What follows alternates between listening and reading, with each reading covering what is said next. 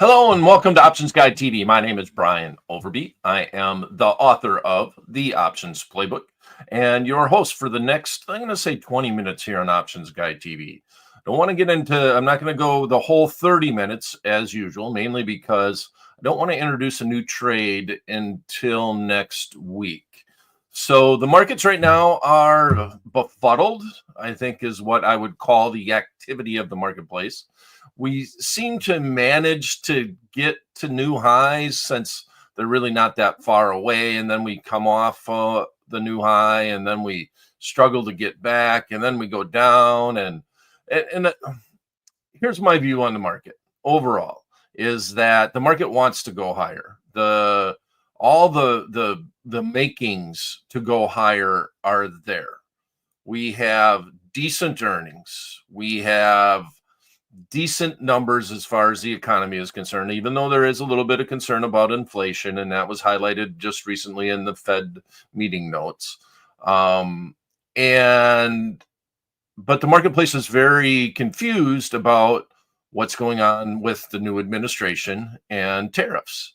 And so we take one step forward, we get a little bit confused about what's going to happen next, and then we take two steps back. And that's the way that I feel the market is at. So bottom line is most of the markets are in a trading range, closer to new highs. The market's not doing horrible, but it's definitely a range. And I'm going to change up a strategy a little bit. I haven't really done a lot of iron condors in Options Guide TV. It's just not something that I've always have adjustments to my spreads and my butterflies.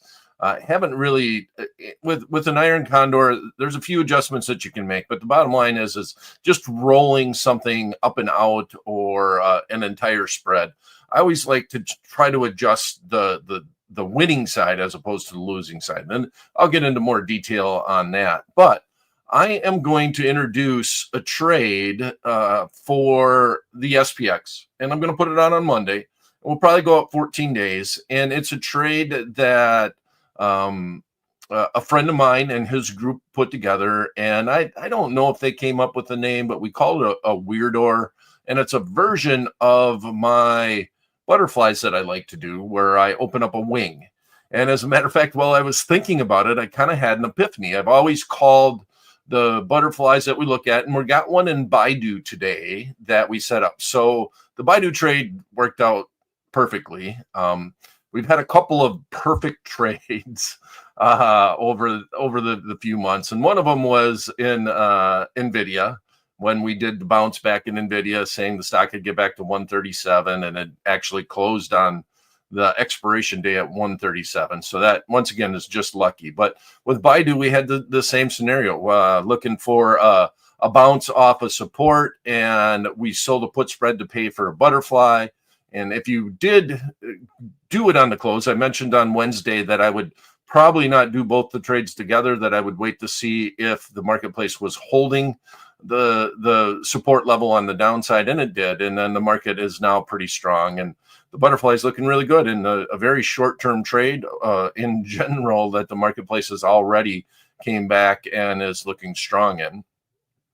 So we'll review that trade, and I'll show you what I mean by the broken wing butterfly, and we're going to modify iron condor. So gosh, I guess I'm getting more and more advanced in my old age. The way I look at these trades and the way that I'm approaching it. But that's, to me, this is what Options Guide TV is all about. It's trying to find different scenarios where different strategies work, and then you can apply them to your own stocks or the stocks we're looking at on Options Guide TV. But when we're doing it 3 days a week, and we got to keep the show fresh, right? So we went a little advanced on Wednesday with Baidu, and we're going to look at that trade. And then we're going to come back and we're going to get a little bit more advanced on Monday, and we're going to look at an S&P 500 index trade that has been termed the weirdor. And if you do Google weird door as opposed to iron condor, weirdor, you will see a setup for that trade. And I'm not sure who named it, but I get a little bit of kudos for naming inside my book the fig leaf, which is the leveraged covered call. And that name has kind of taken off. If you type in fig leaf option strategy, you do want to say option strategy, or you might get a bunch of things you don't want to look at. But in general, the fig leaf option strategy is a leverage covered call strategy, and it's where you're buying stock or buying options as a substitute for the stock, and then selling shorter term calls against it, just like a covered call. But I always like to say that you're kind of covered when you're doing it with an option because you don't own stock. So if you do get assigned, you have to do something with that position. And I've always felt that was a solid name, fig leaf with the tagline, because you're kind of covered. That's basically the way that I always approached it. So with that said, let's jump into the Baidu trade and let's go to the Tradier Pro software.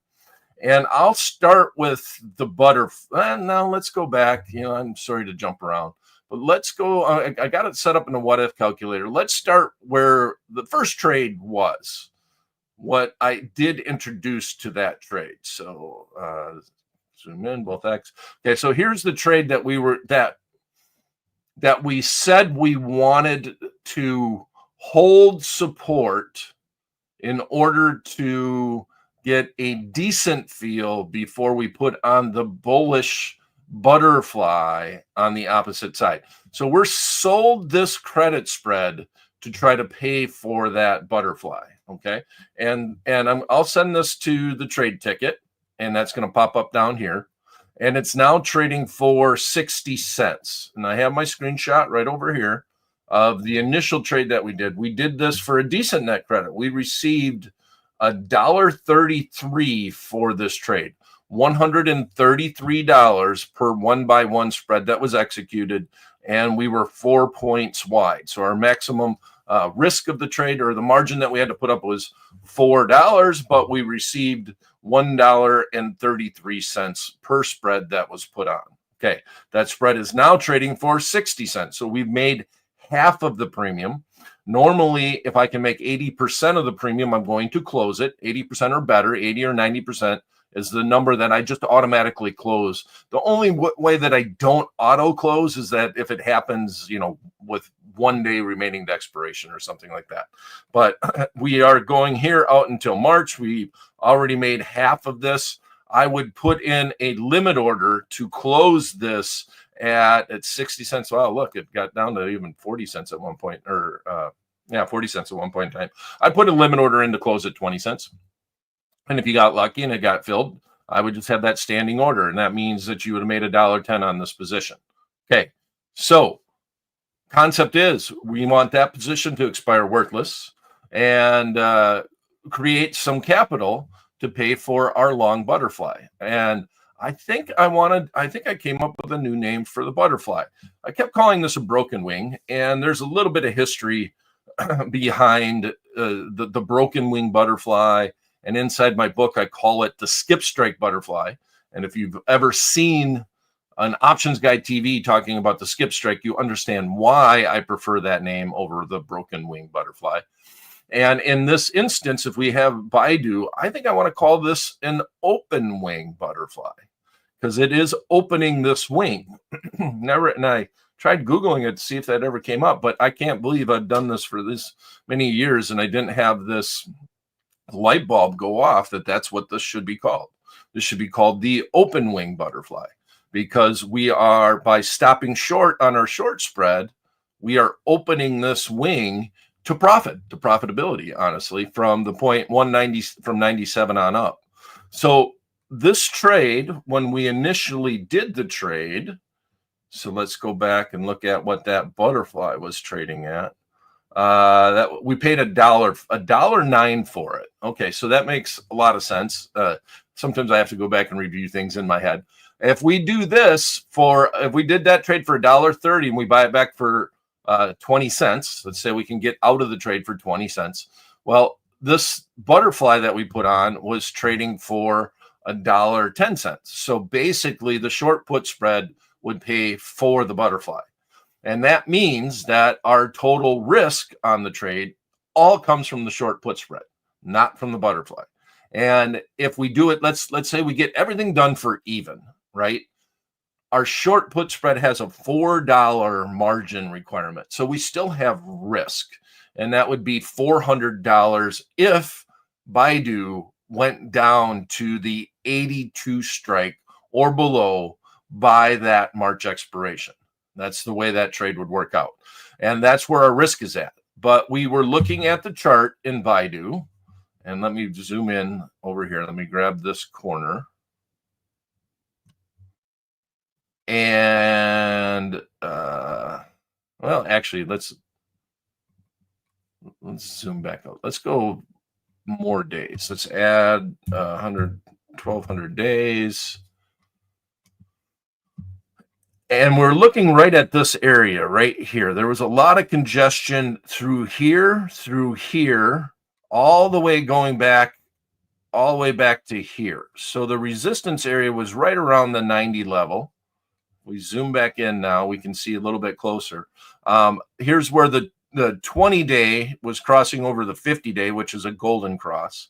And it held. It right here, you see all the touches that we have on the 90 level. If it breaks through, well, we're in trouble. There's a gap here, goes down to 92, and we would be in danger in our, according to the chart. But we got to bounce up. So let's scroll in here. And right now we're seeing the marketplace heading this direction. And hopefully we can head up towards this new high. This was big news that actually spiked the market based off of a big hedge fund trader saying that they were going to get long a bunch of Chinese stocks. And Baidu is kind of the Google / Amazon of the Chinese marketplace. It's a big search engine, and they do a lot of retail and everything across the board. Okay, so the market, hopefully we start going towards this new high. That would be good for our trade overall. So by looking at the chart, we did get kind of that bounce up. We're in a different level and a little nervous right here, right at the 96 level. See if it breaks through that. But at this point in time, our biggest mistake on our trade was that we went out too far. We went out to the March 7th expiration. So we have a lot of days for this trade to play out by looking at our strategy. We got 14 more days. Ideally, this would be rewarding us very well if we basically did the February, the 28th with 7 days, or even better, the 21st. But obviously, hindsight is 2020. So okay with the trade. Almost made half of the value on the short spread.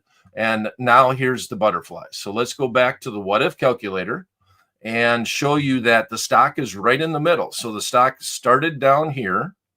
I think it was at 88 when we put the trade on. And now we see that it's trading at 93, right in the middle of our butterfly. But this is actually highlighting where the market is at as of today, where the market is at.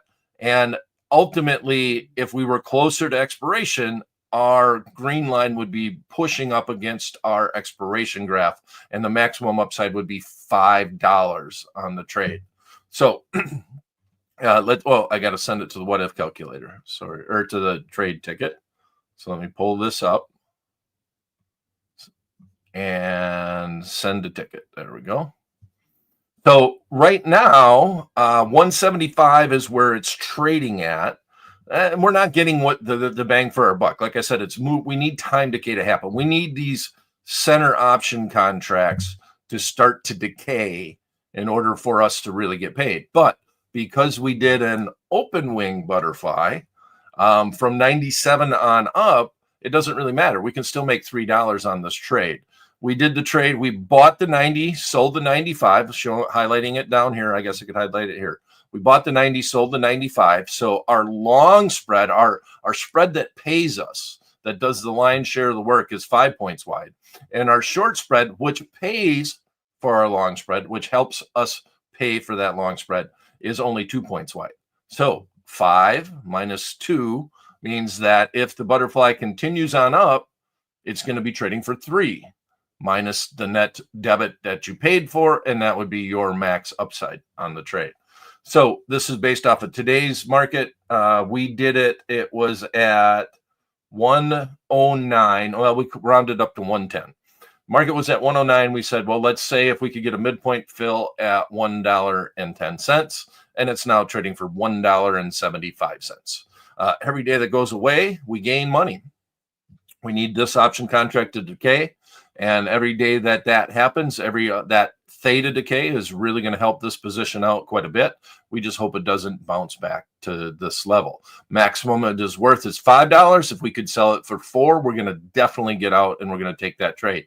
So we're going to sell a put spread to pay for this butterfly. So far, that is looking good. And then anything that we make on this butterfly would be our upside on our trade. Our max risk was $400. So if you did this whole gaggle of securities, if you did this whole thing, and you that would be a 5-legged trade, right? If you sold the put spread, turn around, hit enter, and did the open wing butterfly, if you did all of that, you would have a $400 margin requirement for the whole gaggle of options that you put together, and you would be,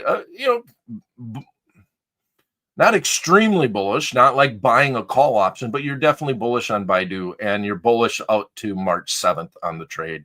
And it's just an interesting way to set all of this up together. I've done a put on Options Play or Options Guide TV. I've sold a put spread to pay for a bull call spread, but I've never done it to pay for a butterfly. And doing the butterfly is going to be cheaper. And it's that simple. By adding this little short spread in, you're basically, if you did the just long call spread, you would have more costs because you're just buying this one and selling that one. Here, you're also selling another one and then buying a cheaper option. So you're bringing in more of a net credit in this scenario. You're giving away a little bit of profit in this range, but you still, if you think the market's going to land somewhere between 90 and 95, why not do it this way? That's the way that I look at it. All right. Any questions on that? Because that is a real advanced trade. And as I mentioned, we're going to do a version of this. All right. I see the question. Here we go. Let's put it up. Or a comment.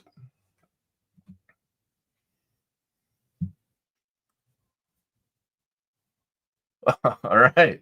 Anthony, thank you. Thank you for the comment. So you're already out. Yeah, you got the put spread closed for 50 cents. Yeah, that's pretty solid.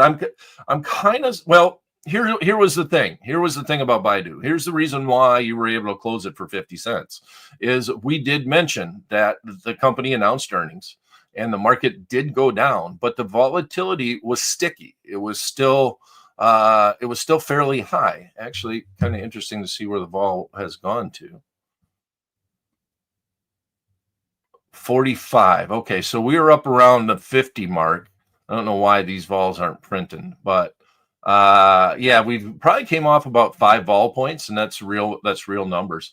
Because I'm surprised to see that it's trading at 50 cents with this much time remaining, and it's because the vol came off. So we sold the put spread, we sold high implied volatility, the market bounced back, and what we're seeing happening is a crunch in implied volatility. The earnings report is done. All that stuff is done. And we got a solid move to the upside. So that's nice. All right. Thank you. But, Anthony, I'm kind of curious. Did you put the butterfly on right away? Did you put it on the day on Wednesday, or did you wait to put the butterfly on Thursday, or at least on the close on Wednesday? I would like to know if that was the case. We were able to execute the trade at 109. Well, that was the midpoint. I can't always assume a midpoint, Phil, but if you don't talk about midpoints on the show, I think it's misleading to say that you would put on a trade and pay and ask for anything that you're doing with 3 legs. You put both on at the same time. All right. Is it too late to put on the fly, says Jay? Is it too late to put on the butterfly? No. You would adjust it up. Right now it's showing 162 and we're right at the 94 level. Maybe I would move it up. The question from Jay is it too late to put on the fly? We got strong momentum. We did get a good bounce. The chart shows a little bit of headwinds, and I think this is part of the reason why I put together the butterfly the way that I did, is because now we got to break through this 95 level, right? That's right where we're at. And the most recent high, this came up based off of the news of the hedge fund buying a lot of Chinese stocks. So right here, and if you look over here, that's a gap area too. So I think it's going to have a little bit of problem breaking through the 95 level. Medium. I'm medium on it. If you just adjusted it, you would adjust a little bit to try to get the cost down. So maybe buy the 91 or the 92 instead of the 90 and move everything up 5. Just move it all the way down that way. The days to expiration is fine with it. I don't mind Baidu. I don't mind being it just from the chart too, or the big chart. Go back and we'll put in 1100 days. It just the downside. I think it was just a little bit overblown on a lot of these Chinese companies, but China is just such a tough beast in general to trade anything in, because the companies, you never know how transparent they're going to be. I think everybody kind of knows that. I'm going to say medium on the too late. Medium on the too late. I would adjust up a little bit, and the chart just isn't as enticing from 95 on up to the next stopping point, which is 100. If it breaks through the 100 level, then the market looks really interesting. A lot of times it'll bounce up against that a few times. This area is 104 here. Let me zoom in here. So this goes all the way up to 104. This is a decent gap up and then a decent gap down right in here. Yeah, I think the market's going to be a little tough right through here. All right. So here's the moral to my story. And I said I was going to be only 20 minutes. I guess I lied.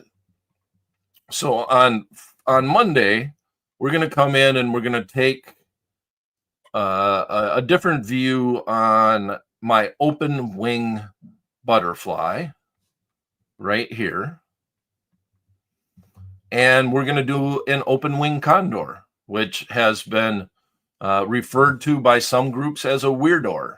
And iron condor, basically has a flat level across here.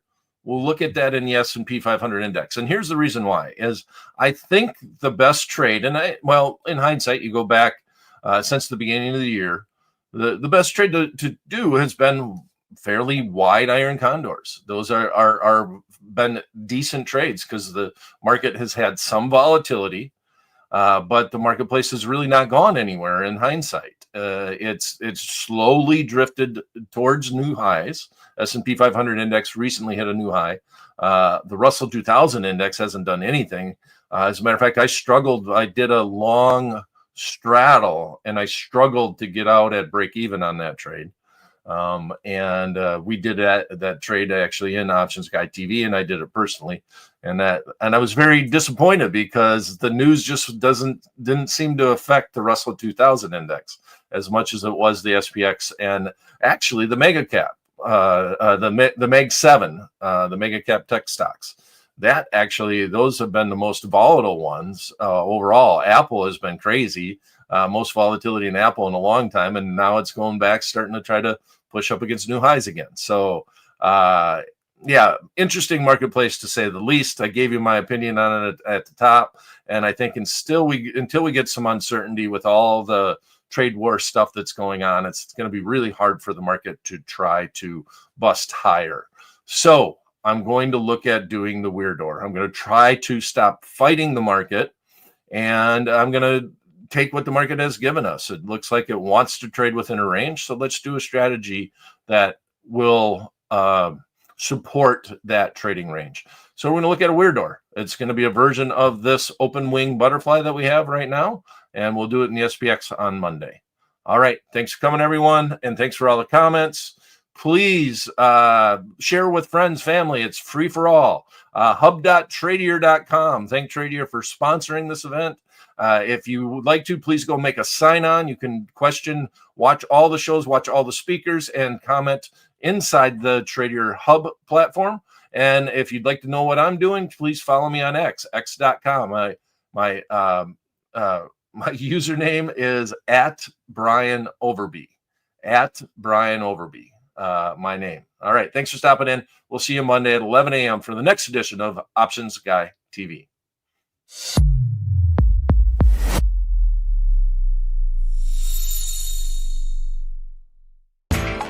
You know how the financial world goes. Here comes the buzzkill. Please make sure to take some time to read this boring disclaimer. We will owe you one.